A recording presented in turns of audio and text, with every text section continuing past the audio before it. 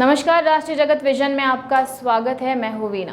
पूरे देश में लोकसभा के सबसे बड़े चुनाव की तैयारी शुरू हो चुकी है और लगातार प्रचार भी अपने चरम पर है।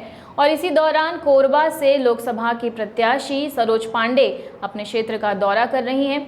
इस दौरान उन्होंने एक प्रेस कॉन्फ्रेंस ली और कहा कि राजनीति का स्तर लगातार गिर रहा है। जिस तरह से पीएम के खिलाफ बयान सामने आ रहे हैं और ऐसे अमर्यादित बयान राजनीति के स्तर को लगातार गिरा रहे हैं।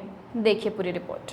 देश में लोकतंत्र के महापर्व की तैयारी शुरू हो चुकी है। कोरबा लोकसभा संसदीय क्षेत्र से भाजपा की ओर से प्रत्याशी बनाए जाने के बाद से लगातार सरोज पांडे संसदीय क्षेत्र का दौरा कर रही हैं।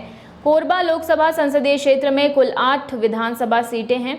बैकुंठपुर विधानसभा क्षेत्र के 1 दर्जन से अधिक जगहों पर चुनावी सभा उन्होंने की, जिसमें एक ग्राम पंचायत कटकोना बर्दिया का भी दौरा किया। लोकसभा प्रत्याशी सरोज पांडे ने बैकुंठपुर भाजपा कार्यालय में प्रेस वार्ता की और छत्तीसगढ़ में सभी 11 लोकसभा सीटों पर जीत हासिल करने का दावा किया।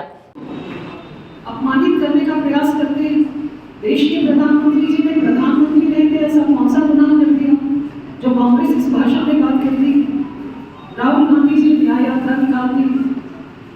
मेरा कहना है हार की बौखलाहट इतनी नहीं होनी चाहिए और राजनीति का स्तर इतना नहीं गिरना चाहिए कि पद की मर्यादा ही समाप्त कर दे। आप इस भाषा में बात करेंगे, ये तो बहुत अफसोसजनक है, शर्मनाक है।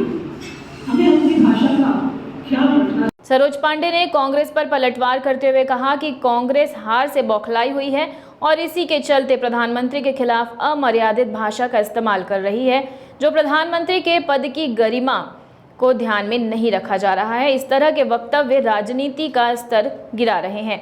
वहीं सरोज पांडे को बाहरी प्रत्याशी बनाए जाने पर पलटवार किया गया। उन्होंने कहा कि प्रधानमंत्री गुजरात से आकर काशी में चुनाव लड़ते हैं, राहुल गांधी दिल्ली से आकर अमेठी और वायनाड से चुनाव लड़ते हैं। ये देश और लोकसभा का चुनाव है। वहीं सांसद ज्योत्सना चरणदास महंत को निष्क्रिय सांसद बताया और क्षेत्र में उनका काम भी शून्य बताया गया। अपनी इस बहन को आप मौका देंगे तो मैं आपको विश्वास दिलाती हूँ कि ईमानदारी से आपकी ये बहन काम करेगी और आपको ईमानदारी से विकास करके देगी। मैं अपने भैया लाल रजवाड़े जी के साथ मिलकर क्षेत्र का विकास करूंगी और भैया भी कह रहे थे कि मैं दिल्ली संभालूंगी, भैया यहाँ संभालेंगे। ये बात सच है कि मैं दिल्ली से पैसा यहाँ लाके दूंगी और क्षेत्र में भैया विकास करेंगे। आप सब भैया को तो सपोर्ट करी ही है, इस बार अपनी इस बहन को भी आशीर्वाद दीजिए, सहयोग करिए। ये निवेदन करने में आई थी कि आने वाले 7 तारीख को चुनाव है, वोट डालने जाना है। गर्मी बहुत रहेगी लेकिन वोट डालने जरूर जाइएगा।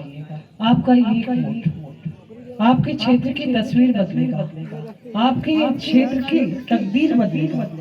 तो तस्वीर और तकदीर को बदलने के लिए आप अपनी इस बहन को कमल फूल पर वोट दीजिए और भारतीय जनता पार्टी को जिताइए।